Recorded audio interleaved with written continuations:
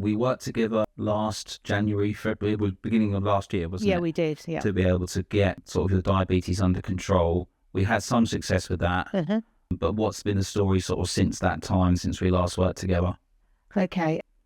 Although I had a diet from yourself, I sort of, that went by the wayside because my HbA1c was still not being controlled because of probably because I was taking off one of the medications, which is the glycoside. Yeah. So, and all through the summer up until autumn time, I was just going free fall. I wasn't really making any effort with what I was eating or making a conscious effort with what I was eating. Yeah. My HbA1c just continued going higher and higher till once again, sort of October time last year, I thought, oh God, I can't let it carry on that way. I think as we discussed, the diabetic nurse wants to put me on to insulin, which I'm very resistant to do so. Yeah. And I want to try and control it myself. Hence, I'm back to square one again with you, sort of thing. Yeah. You know. Okay. What would be your ideal goal in terms of where you would like to be with your type 2 diabetes? What would be the realistic overall goal, let's say over the next 3 to 4 months? What would you like to be able to achieve from where you are now to where you'd like to be? Are you talking about figures like HbA1c or? Possibly you could base it on the HbA1c, or you could just base it on the fact that you could say, well, I'd like to lose a little bit of weight. Yeah. And I would just like that my diabetes to be managed better in that regard.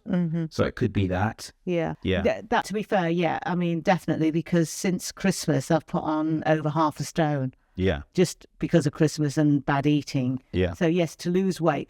In the past, when I lose weight, my HbA1c figures tend to improve. But that was at the beginning when I was first diabetic. Now it's harder. Yeah. Even though I'm losing weight, when we started working together, I was probably not too bad, but my HbA1c was still quite high. I think that's why it's good to have a long-term goal and a shorter-term goal. So if you don't mind me saying, obviously, because I know you relatively well, I would probably say your short-term goal is to just be on a more frequent standard with your own diet. So you're not deferring from it too frequently or too often. And that if you have to do that, then it's less times than it is more times. You know, like things like social events, and stop saying that you can't have social events, or choosing better options when you're socializing, so they're not affecting or afflicting your weight loss, which is a personal thing, and two, also from a personal medical point of view, the type 2 diabetes. So the reason I want to take your macros is to kind of go through them a little bit and break them down for you a little bit further. So with anybody, with any, including myself, with all humans, we run a lot better on fat and protein. So the fat is actually not too bad in terms of its 51 grams, 74 grams, and 55 grams. This one here that you've got on the second day, I would say is a lot better to have a higher amount of fat. And over the last 2 days for the carbohydrates, you've had 120 and 110 grams. That's actually more on the lower side, whereas, you know, here is 137, 137, so almost 140 grams. And then your protein is 66, 52, and 64. So first of all, what are the types of foods that you like to choose, or what are the things that you're trying to do at the moment in terms of the foods that you're eating, breakfast, lunch, dinner, or anything of that standard? So what are the things that you're choosing to eat at the moment if you were trying to hit higher fat content and higher protein? What would be the food that you would be able to do that with if I were to give that to you as a challenge, let's say? Right, okay. That's, I suppose, you know, I like butter, I like cheese. Sort of, I think with doing what we were doing previously before, I hadn't lost using the olive oil. I'm still using olive oil and things like that. So up to a point, I mean, mainly the fat, I'm guessing, is coming from Where does I'm just thinking, where do the fats come from in the So foods that you a eat? lot of your fat actually comes with protein. So all meats which are higher, well, naturally higher in fat anyway. I mean, obviously chicken and turkey are Leaner, less. yeah. They're a leaner meat. Then you've got your red meat such as your lamb and your beef, and they tend to be higher in fat. But really where a lot of your fat, especially saturated fat, comes from, and I'll go on saturated fat in a minute, where your saturated fat and protein often come in the same in the same vehicle, if you like, in terms of the same food group, because it's either a byproduct of an animal, such as milk, cheese, dairy, yogurt, things of that nature, and then obviously you've got your animal meats as well, and that includes eggs and things of that nature. Plus, with eggs, you've naturally got the protein and the fat together, and there's pretty much, I think there's 0 net carbs inside an egg, just as an example. So that's basically where you would get your fats from. Now, other forms of monounsaturated fats and saturated fats would be coming from things like butter. Obviously, we mentioned the olive oil, coconut oil. You can actually use lard, but most people don't like using lard just because of the terminology in the name. It's so old-fashioned. It's so old-fashioned, yeah. But butter is a fantastic one to use. No, I love butter, so that's fine. Jeez. Butter's great to use. Olive oil to cook with, and really you should be cooking, everything that you cook should be a saturated fat, should be used as many times as you possibly can. So if you were to fry some eggs or scramble some eggs, then you would either choose butter or olive oil to do that in, rather than something like an olive oil spray, which is basically just a kind of a watered down, you really want the extra virgin olive oil. Yeah. So the reason with the fat that you want saturated fat and monounsaturated fat is because, one, they are linked to being cooked better. So when they're heated, they have a high tolerancy to heat, so they can tolerate a lot of heat. You get the polyunsaturated fats, and that's where, let's take we were discussing, you had a cream tea the other day. Yeah.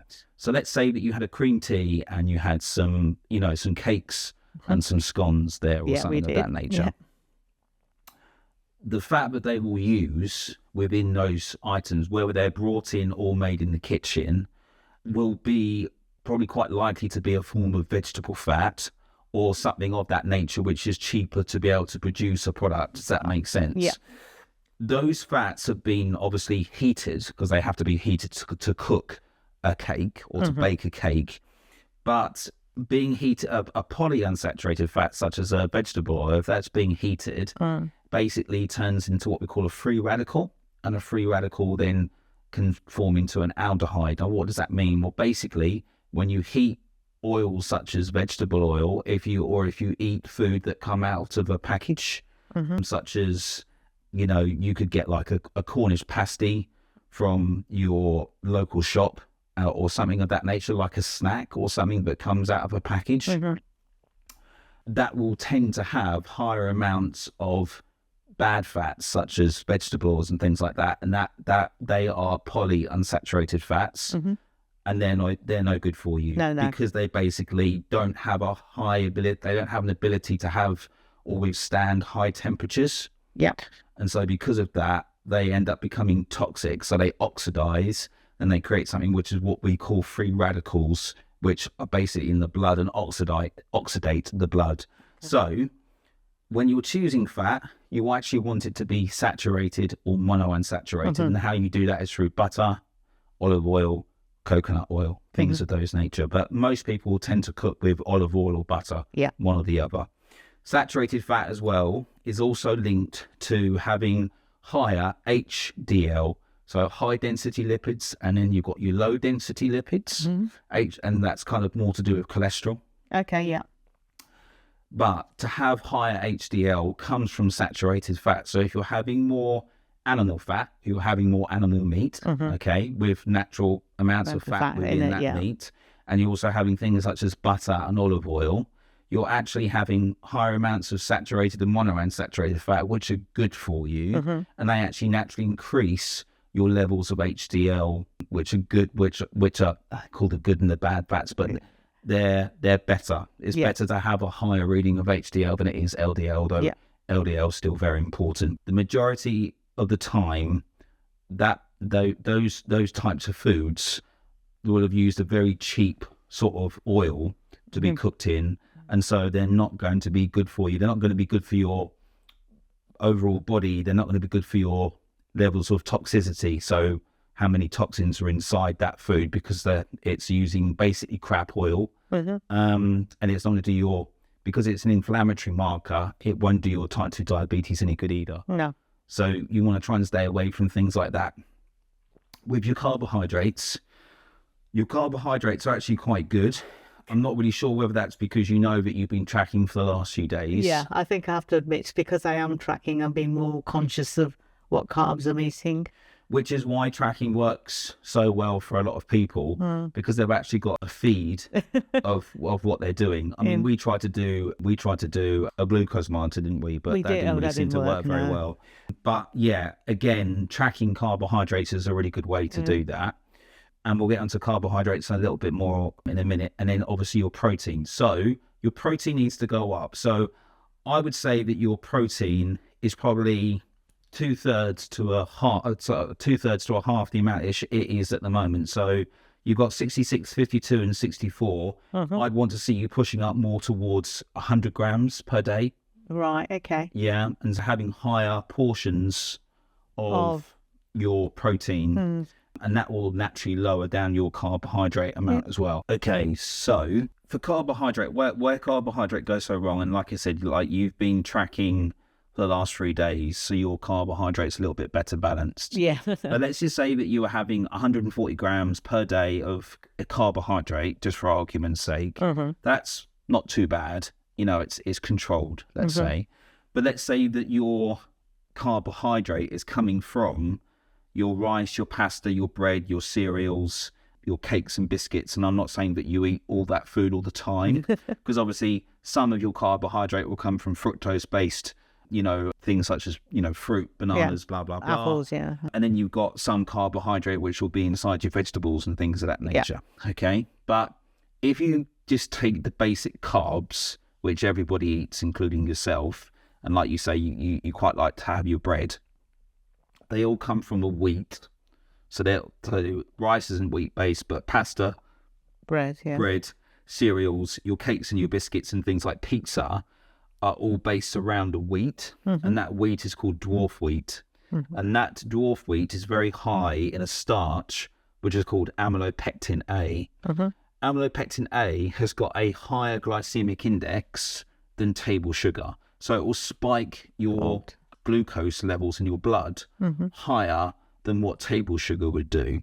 So when you're eating things like pasta, bread, cereals, cakes and biscuits, especially with cakes and biscuits, because you're having the sugar as well, which is fructose based, you're primarily having a form of starch which is going to spike, especially for someone who's suffering with type 2 diabetes, your blood sugar's out of control. And that's why it wouldn't really matter if you was going to have 100 grams of carbohydrates a day, but it was all based on this food, you'd still be attacking your type 2 diabetes as if you don't have type 2 diabetes. Does that make sense? Yes. So when you're thinking about amylopectin A and wheat, when you're thinking about these types of foods, and unfortunately, I mean, I quite like rice myself, but rice actually does fall into amylopectin A also.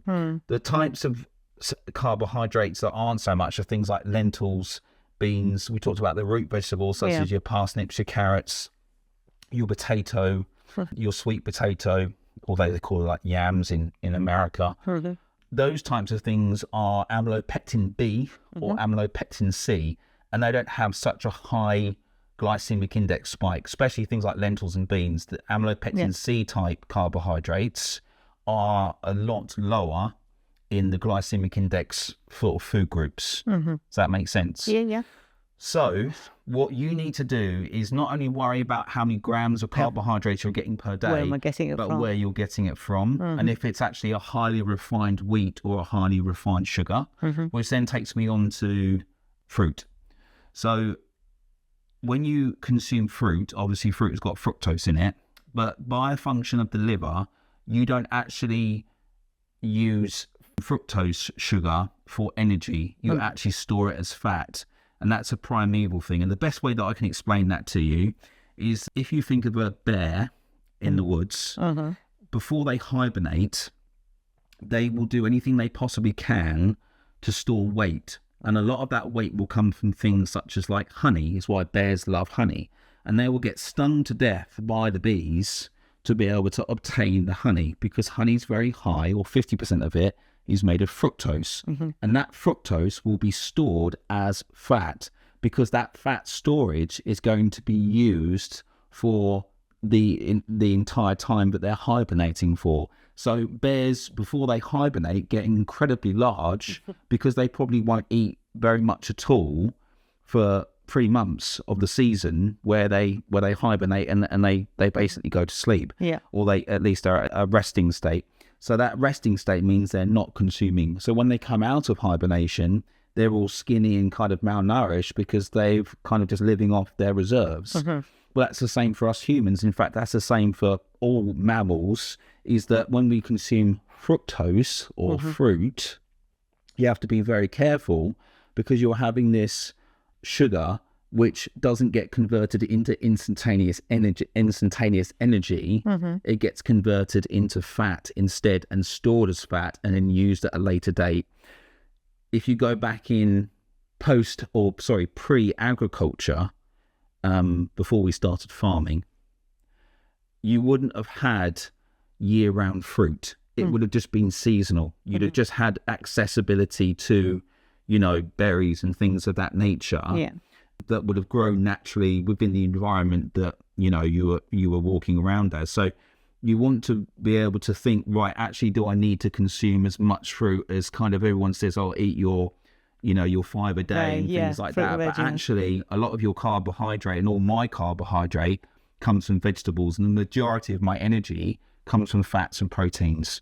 Okay. So I'd probably say 85 to 90% of my dietary intake is fat and protein, and probably 10%, maybe slightly over, maybe 15% of my intake comes from carbohydrate, which is from fruit and vegetables. But I even monitor how much fruit I have, so I don't have too much fruit, if that makes sense, because I know that the energy from that fruit isn't going to be used as energy. It's surprising because I always thought fruit was good for you, obviously, because it's sold that way. But I know that because I've been sticking to berries. So I've been eating a lot of strawberries, blueberries, blackberries, and that sort of thing. When I'm having it with my cereal or whatever, or Greek yogurt, because I tend to have it with Greek yogurt as well. And I think you also said to it, because as a snack, when I used to come home from the gym, I'd always have an apple. Now, I just thought that was doing me good. I'm having something healthy. I'm having an apple because I've just exercised and I need some energy. So I'll eat that as well. But I just thought fructose, I didn't think fructose was that bad for us. It's not bad for us. In fact, sugar isn't bad for you. Vast quantities of sugar, vast quantities of fruit. So I had a client who put on 3 stone because he changed his diet to completely fruit and smoothies and juices. And he put on so much weight. Well, it's because 50% of his diet is made up of fructose-based sugar. He's having a lot of fiber, so he's going to the toilet regularly. That's fantastic, but it doesn't have any impact on your type 2 diabetes or your weight loss. So he decided to do the weight that exercise with his nutrition because he thought he'd lose a lot of weight by doing it. I'll just eat fruit. I'll just eat healthy. And that was what was happening in his mind. However, unbeknown to him, that amount of fruit is going to make you incredibly overweight. It's going to add weight on hand over fist because the fructose is going to be stored as fat. It doesn't get used as energy. Whereas other things such as lactose, which is found in milk, that gets used as energy, the same as the protein and the fat, which would be inside the milk, also would be used. So it's a hereditary thing that we have got from our ancestors. And like I say, it's present in other mammals too, such as the bear, that they will store a lot of weight before they hibernate. But we don't hibernate. We've got year-round access to anything that we want, basically, in terms of all food groups. But by over-consuming fruit, you're actually doing yourself a disservice. Now, what I would say about your breakfast is is that you're so much better to have something like your yogurt and your berries without having your cereal. Because the cereal, again, is something which is going to be very high in amylopectin A, and it's something that you wouldn't naturally find. If you go back, north of 10,000 years pre-agriculture, the availability of wheat wouldn't have been so available. Now you're having a bowl full of wheat, which is high in amylopectin A, which is higher than table sugar in the glycemic index. You're a lot worse off. Plus, that cereal isn't the original grain. It's been broken down and reformed into bran flakes. Yeah. So you think bran flakes healthy for you? Good but that's for because you. it's marketed that way. Yeah. See, the problem is with today's society, what we think is, such as to have more money in the bank is better than not having money in the bank, just in that general terminology. So most people would say, the person's better off because they've got more money. Yeah, okay. But the general understanding and knowledge that we know behind our own nutrition isn't what we think it is, because it's been marketed to us in a different way. So what we think is healthy quite often is actually behind it is a very good marketing, a very good marketing body, such as orange juice is a great one. Like Paul, he was drinking large glass of orange juice per day in the morning. And I was saying that orange juice has got more sugar in it than Coca-Cola. And he was saying, well, I've always drunk orange juice thinking it was healthy for me. Yes, it's been marketed that way. Well, yeah. It's been done for you that way. In fact, oranges weren't processed into juice up until like the 1910s or 1920s when they started processing pretty much everything. So you have to be wary of those things. But with that information there, with the amylopectin A and the wheat, the pasta and breads and things, you must understand that you are spiking your glycemic index very high. So I'm not saying to you, cut these foods out. I'm saying that reduce them as frequently as you possibly can. Does that make sense? Yeah. And then the fruit, have the fruit. So things like your berries and your apple are fine because it's not enough. If you were saying that I was consuming like 6 kilos of berries a day, I would sort of say, I think I know where your problem is. But you're not, having 200 grams of berries isn't going to do anything. It's not substantial enough. Plus you have to also think with fruit that it has a lot of water and it has a lot of fiber, and those things have to be digested also. So there's a payoff there in terms of transfer of energy, because your body has to spend energy to be able to get energy. It's not just all energy in. There is some transfer of balance there, if that makes sense. So that's basically your carbohydrates in a very brief kind of synopsis there. Your fat and your protein is quite easy to consume because you like fat and protein. You like the fat on the meat, and the more the better, in my opinion. Because most people, I would probably say, are malnourished through fat and protein, which is actually the more natural forms of macronutrient that you would find in the human food chain, or most food chains, unless you're a herbivore, which obviously most of your food is coming from vegetation. But then you'd have a completely different digestive system that would be able to cope with that. So you're in a positive space, because all you need to do is replace some of your foods with more fats and more protein, and you like all of them, so including the meat and anything that comes from the animal, such as milk and eggs and cheese and things of that nature, butter. So that's all great. So I think the macronutrients is quite simple to quite easy to do. Let's go to meals first, and then we'll go on to the medication in a minute. So with your meals, you need to up your protein and fat, as we discussed, and you've got to try and be a lot more conscious of the type of carbohydrate that you're consuming. Okay, but with that information, what do you do with it? We obviously apply it into your meals, so you're having more of the protein and fats and less of the carbs. That's understood. But again, if you go back to prehistory, before we started farming our food, we wouldn't have had the availability like we do today. We've got availability to anything that we want in terms of food from all different food groups. So therefore, how would have our ancestors would have eaten would have been a lot more sparse. So it wouldn't have been feast and famine. That's probably not quite so much true, but it would have been little enough. It would have been not little enough. It would have been smaller amounts, or eaten when you can possibly, and then you may not have eaten for 2 or 3 days after that, because you'd have had you'd have caught something, or you'd have scavenged for something, or you'd have picked something, and you would have had that, and that would have kept you going until the next meal. So we want to try and emulate that a little bit, which is obviously what you know as intermittent fasting. Yeah. So intermittent fasting allows the body to basically catch up with itself in terms of how much food, how much energy it has, and how to rebalance that energy. And I'll get onto the balance of energy a little bit later on. So in layman's terms, what you want to do is you want to have higher amounts of protein and fat and control the carbohydrate better. Yeah. But as and when you can, I would suggest that you have it over 2 meals a day, and you push that meal back, the first meal, back to more like 12 p.m.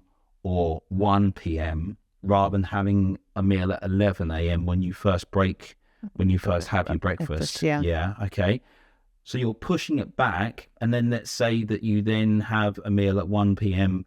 and then you have another meal at 7 p.m. Well, then you're not going to eat until the following day at 1 p.m. At 1 p.m., which is a long period of time where you're not eating. Does that make sense? Yeah. So why you're doing that is because you're trying not to spike the hormone insulin. So you're trying to keep your insulin levels low, and you're trying to use the fat which is already stored in your body. So that's where weight loss comes from, is through reduction of fat over time, because you're not consuming energy the same way, you're balancing energy in a better way. Does that make sense?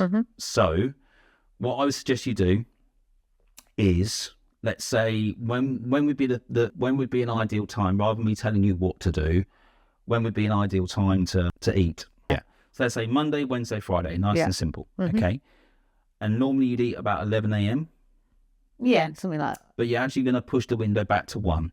Which is doable. Is doable, because it's only a couple of hours. We'd be having a drink or something like that. You can have, obviously, water, tea and coffee. I'd just be careful with your tea and coffee that you're not having too much milk or sugar or anything like that. So just like a little bit of milk. And if you can try and choose actual milk and not a milk supplement such as a soy milk or an oat milk. Oh no. Because they're actually actual real milk is a lot better for you because it has the saturated fat. Yeah. So if you push your window back to there for 3 days, you're only then going to consume 2 meals, okay? But within those 2 meals, what you've got to try to do is you've got to eat to fullness. So you've got to slightly overeat what you normally have in your meal, because you're no longer going to have 3 meals. You're only going to have 2, but you still need the same energy requirements. So you can't cut down your meals to a degree where you're saying, well, I'm having 2 meals and I'm also having less food. I don't want you to do that. I want you to be able to have pretty much the same amount of food that you're having over 3 meals crammed into 2. The reason being is, 1, fullness, so you feel fuller for longer, and you don't want to eat because you feel so full. When you eat at 1 p.m, you couldn't think about eating again until 7 anyway, just because it's full. You're full. Yeah. The other thing is as well is that you're only going to spike your insulin technically twice, because you're going to spike it once at 1 and then once again at 7, and that's it. And then the body pretty much has then got to do its own thing in order to be able to balance the amount of energy. And then when it needs more energy, it will turn to body fat and use that energy instead of using what's been given to you in a 3rd or a 4th meal, or however many meals you have normally. So overall, you'd want to be aiming long term to having 2 meals a day, 5 to 6 times a week. Right. Yeah. Okay. Yeah. You might even be able to say I can do it 7, but that's a way off. And where I find a lot of people go wrong with intermittent fasting is they start too early and they do IF right off the bat. If you've got the self-discipline to stay on 7 days intermittent fasting, and that's it, that's you. Yeah. It's a bit like quitting smoking. Someone just sort of says, I quit, and they let go. most of the time it takes time to feed yourself out of your pattern and routine. So I always suggest to people, so that they are successful with their intermittent fasting, is start small and then grow the days out that way. Okay. So you do 3 days a week. So you do Monday, Wednesday, Friday. Yep. You're going to have 2 meals, roughly at 1 and roughly at 7. Okay. And then the rest of the time is pretty much down to your body to be able to manage and control its energy as is, which will then lead to weight loss. This is the other thing. With people who have type 2 diabetes, or let's just say people who are overweight, and they don't necessarily have type 2 diabetes, but their waistline is the circumference of their waistline is too great, and they have too much visceral fat. Okay, they may not necessarily have type 2 diabetes, but they're obviously, they're struggling with weight. They might even have some cardiovascular conditions. They might have high cholesterol, things of that nature. All of those things are an imbalance, and that imbalance is hormonal. So at the primary level of everything that you do as a human is all governed by your hormones. So if you see someone who's walking down the high street who's overweight, they've got a hormone imbalance first and foremost. The first thing you need to understand, you don't need to know anything about actin A, you don't need to know about your macros or anything like that. The very baseline of everything is hormones, and they've got a hormonal imbalance, and that imbalance is mainly insulin. But if you then double up with things such as, if you're having lots of things like cereals and cakes, which are higher in sugar and also higher in amylopectin A, they're going to make you more addicted to it. So these types of foods here become addictive because they're made to be that way. They're made to be moreish so that you have more of them.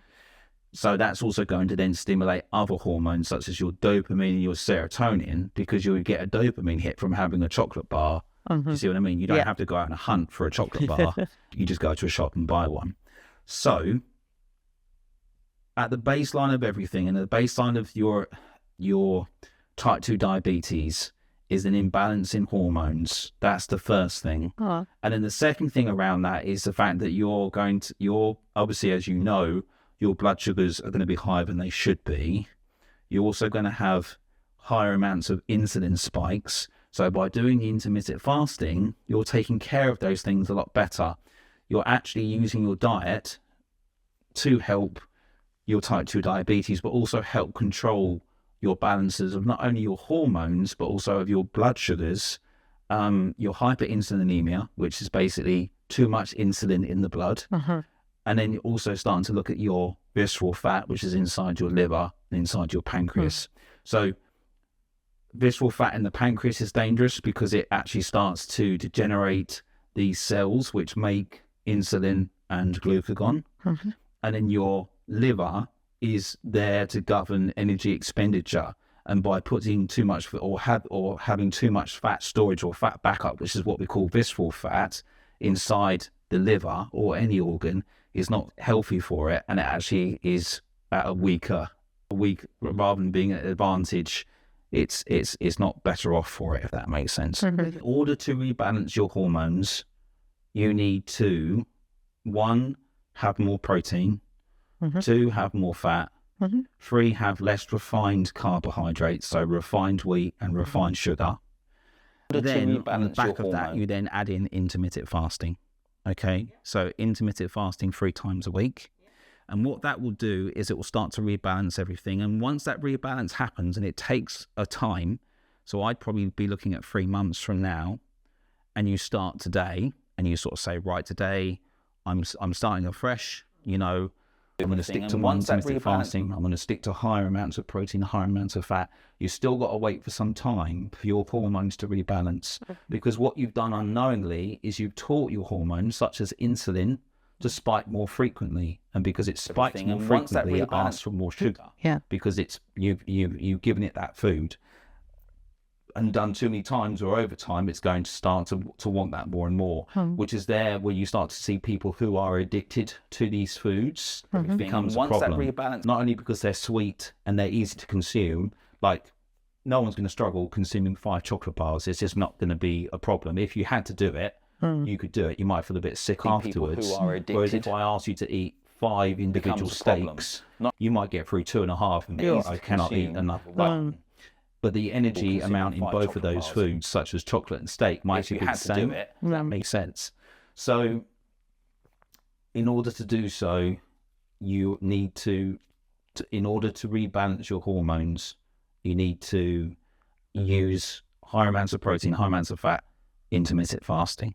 Doing intermittent fasting, what I would try to do is I try to find foods that are more digestible. So I couldn't eat steak every single day. It's too filling, too much chewing, too much to do. I have mince because it's so much easier. So I have 20% or 15% mince, and I don't put any butter or olive oil with it because obviously it's got 20 or 5. I couldn't eat steak anyway. There's no point adding more calories into it. So I'm going to cook with that type of meat. And then I'll throw in my vegetables and things with it. Which packs it up then, doesn't it? Even have things like eggs are much more digestible to have and don't sit around the body. So like if you, for example, if you had a chicken breast, that will take 3 to 4 hours to digest in the stomach, whereas scrambled eggs will probably take 30 to 45 minutes to digest rather than hours. So your digestion is a lot quicker. It doesn't sit on you so much because by the time 3 to 4 hours is up, it's time for you to eat again. So the one thing that I would suggest is that you need to start consuming foods that, in terms of higher in fat and higher in protein, that are also easy enough to digest and to have the quantity that you're required to have. Does that it's time for you? So again, like you could have, for example, avocado and eggs, and you could have on the side some yogurt and some berries. That would be a perfect breakfast, really high in protein, really high in fat. Obviously, you scramble the eggs in butter. The eggs have naturally got fat in them anyway, and the yogurt will have natural amounts of animal protein, natural amounts of the yogurt will have natural amounts of fat, and that's it. That's nice and easy, and it's a high protein meal, but it doesn't feel heavy. Does that make sense? So that's the most important thing. However, if you want to feel like you need a little bit more satiety in terms of you feeling satisfied from your meal, then having more fiber-based proteins such as meat in terms of you feeling going to make you feel fuller for a lot longer, and you're going to feel a lot more satisfied for a lot longer. So again, the old me from your meal said, right, we're going to work out the grams, but actually it makes zero difference. What matters is your measurement of how hungry you feel. So let's say you start this tomorrow and you say, right, okay, I'm going to break my fast at 1 p.m. and I'm going to have Greek yogurt and berries, and I'm going to have some scrambled egg and an avocado with it as well. Fantastic. And then let's say you get to 3:30 in the PM. You've only just eaten only a couple of hours ago, but you're really hungry again, and you're like, I could eat an entire meal all over again, and I've got to wait till 7 PM to be able to eat. Then that tells you haven't had enough in that first meal. Okay, and that's how you get around it. Because actually, once satiety kicks in and you're satisfied, you are satisfied for a long period of time because digestion becomes a lot slower because there's a lot more to digest. You're not eating anything refined, such as refined wheats and refined sugars, and also bad oils and things of that nature. You're having much healthier fats, much healthier forms of protein, and more controlled portions of carbohydrate. And if that carbohydrate can be fibrous carbohydrate, even better, because the fiber will again slow down the process of digestion. It's all about a lot of it is to do with your actual digestion, and there are a lot of hormones, which is basically where Mounjaro has been so successful. Mounjaro and Ozempic, the drugs, the weight loss drugs, stimulate the hormones that are produced inside the intestine to be able to slow down the process of actual digestion. So it actually slows that down even more, and so you feel fuller for longer, and that's another reason why you lose weight so successfully on those drugs. But you're going to do it naturally, so you're going to do it through your food and through timing, because like I say, you have to kind of go back. So where marketing has been so detrimental to us in terms of marketing foods that are bad for us and saying that they're healthy, and that you sort of say, oh, I'm having my all brand cereal, my I'm having my whole wheat bread. Yeah. None of it's good for you. Okay, it's just been marketed that way to make it sound like it's good for you. But actually, the thing that should be marketed to people, in my opinion, is your ancestry. If you understood how humans ate before agriculture, they actually would eat much more like intermittent fasting would be, and they'd only eat foods that are seasonal to them, or only when they were caught. So caught and, and obviously prepared and cooked, and probably even had some very primitive ways of storing things as well. So that's how you're going to do it. And for you, my main focus would be weight loss. That would be my key indicator. I wouldn't worry so much about your bloods at the moment. I wouldn't worry about your blood sugars quite so much. What I would worry about is if you are, after 6 to 8 weeks, starting to lose weight periodically in a healthy way, and it's coming off how you like it to come off. But I think that will make you feel more satisfied, and as a side effect, the type 2 diabetes will start to be more controlled. Medications regulate very well, but they don't regulate for you changing for the better. Yeah. You've had that experience. Well, I had the hypos because you were having hypos from the glycoside, because we changed your diet so radically, and you were having hypos almost immediately. Do you see what I mean? So with this, hopefully it's a little bit more softer, subtle approach to the same thing, and you're still trying to achieve the same goal, but the medication doesn't hinder you, because the medication has been designed to be able to take control and quite literally medicate type 2 diabetes to be able to control it better and be able to keep it under control. Whereas what you're going to start to do now with your diet, and also the timings of when you have your meals, is actually starting to take control yourself of your blood sugars and your hormonal imbalances, such as your hyperinsulinemia. And throughout the summer, I managed to maintain my weight. I didn't put any on, but I didn't lose any, but I managed to maintain it. And then I started taking the glycoside, and it started piling up. Yeah. And obviously, because eating badly worse at Christmas just compounded it. And now I'm 7 pounds, 8 pounds heavier than I was. Well, the same with Andy. Andy put on about 6 pounds of weight over Christmas, over 2 weeks. Yeah. Just because he ate badly, because his family, have got a lot. I mean, he said he had a social event every single day. A lot of socialising. Every day. Yeah. Without a break. He said, in fact, he got to the end of the 2 weeks and he was exhausted from just seeing people, because obviously everyone needs their own space. But, he put weight on, and he sort of said, well, 2 weeks weight on. So, hard work for 2 weeks and it comes off. No, it doesn't. Because you've imbalanced your hormones. Because you imbalance your hormones with the food that you choose to eat, especially crap food, let's just put it that way, refined wheats and sugars, it's going to imbalance your hormones. It's going to take easily quadruple the amount of time. So now it's 8 weeks out, and Andy has started to lose the weight again, and he's going back down to his more normal weight. Yeah. And obviously we did a very strict diet for 2 weeks. That beef diet. So we did the diet, and that, forced his body to burn body fat. Absolutely. And he doesn't mind doing it, which is a plus. And he could continue to do it, for a much longer period of time. So he himself is now doing intermittent fasting 5 times a week. So he's only having 2 meals a day. Obviously, he's not a type 2 diabetic, but he was. So he's not taking any medication. So he's not having to deal with the meds in that regard. But he is intermittent fasting because his problem now isn't type 2 diabetes. His goal, not a problem, but his goal is to lose, to be under 90 kilos. So that's what he's aiming for. But like I say, because his problem now is incorrectly for such a short window of time, let's say Christmas period is a perfect example of that. A short period of time, you eat badly, or you have 3 or 4 social events in a week, which isn't hard to imagine. His problem now is, and then woof, it's all ruined. Even if you keep your intermittent fasting is going to back you up to some degree. So if you had social events or you had Christmas, but you say, well, I only ate crap twice a day rather than 4 times a day, because it's still going to have a negative effect. But intermittent fasting to some degree will help balance things better. Yeah.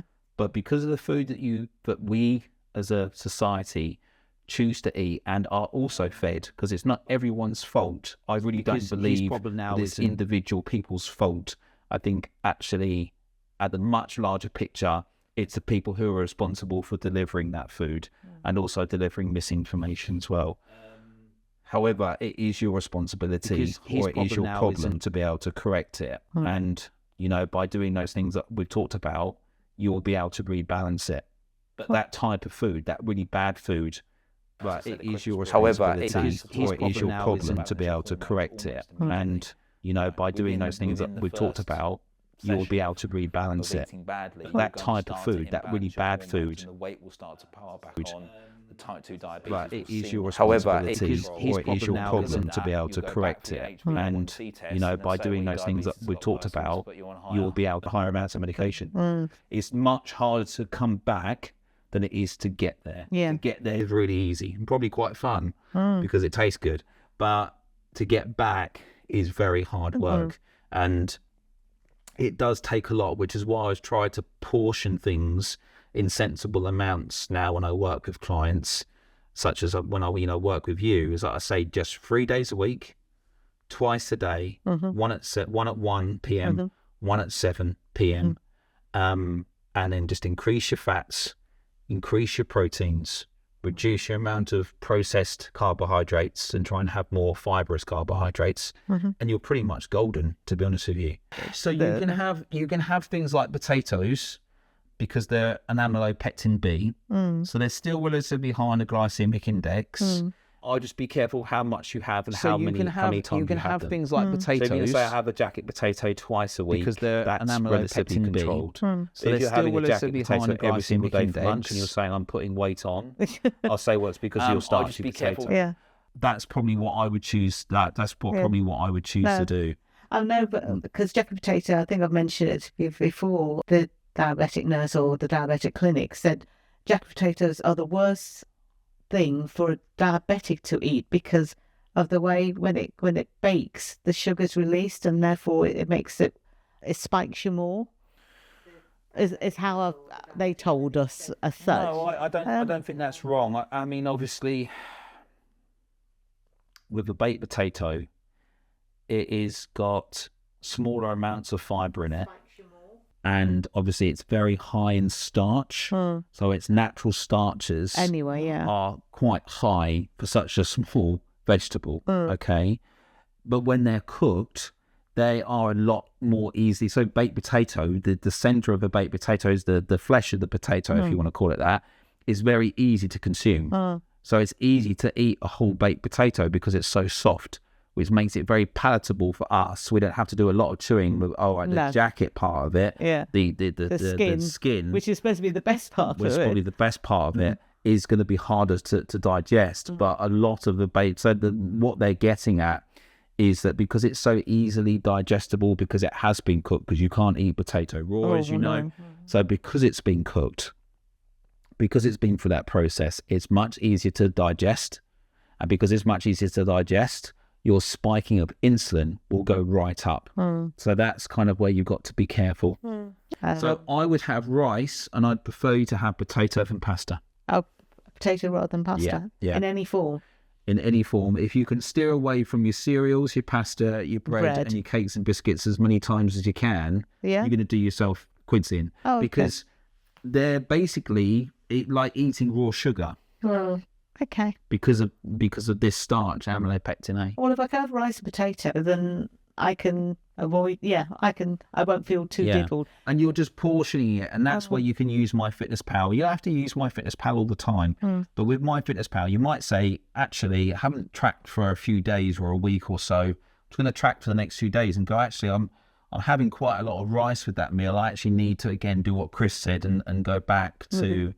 You know, you can use it as a kind of a governing thing to be able to sort of say, actually, I need to wind my neck in, so to speak, with the rice and everything, and actually look at doing more with fats and proteins. And the proteins, Okay. Okay, And those things will really sort you out. But again, like I say, you naturally, because you have type 2 diabetes, you will therefore have an imbalance of hormones, and to rebalance those hormones takes time. So that's the other thing I would say to you, is that time is really important in the overall scheme of things, in the grand scheme. You're not going to lose weight. You know, I had a client today who started doing intermittent fasting under my advice and governance. And he was saying, yeah, I got to intermittent fasting. I'm doing it sort of 4 to 5 times a week, but I've only lost 2 pounds. And I'm like, that's a very decent amount of weight to lose. Yeah. But just 1 week. And this is the problem. People want to lose weight immediately because they don't like what they see. They don't like the weight that they've become. And so they want to lose it. And because they start to put effort into that weight loss, such as a diet or a change in routine or a change in plan, an intake of more exercise, they think that weight loss is just going to happen. But what everyone doesn't seem to understand, and I can understand why they don't, but what everyone doesn't get is the fact that they have an imbalance of hormones, and those hormones are going to take a while to recalibrate and to rebalance and bring you back down to a more normal rate of being able to consume energy and also burn energy. So time's a big one. Take your time and don't get impatient with it. It's not going to happen overnight. Yeah, it's not going to happen overnight. And in 6 weeks' time, you might only see a small change. But in 4 to 5 to 6 months' time, you'll see a very, very large change from where you were. Okay. Yeah. And that's how you need to think of it. They don't we've work. discovered. A diet needs to be based around the things that you enjoy eating, the food that you like eating, which is why we come up with those meal plans, that time ago. And you might be able to go back to some of those and say, actually, this one looks quite good to me. I'll just add a bit more meat into it. Add a bit more meat or whatever into it, because it's now a meal that's going to be reduced to 2 rather than having 3. But I think that there's a lot more freedom in what I teach now to people. Because it's just general relative information that everyone should know. And if we all knew this and we took it seriously enough, there'd be a huge change within the general population. Within half a decade, you'd see a huge change in developed nations such as Great Britain and America and Australia.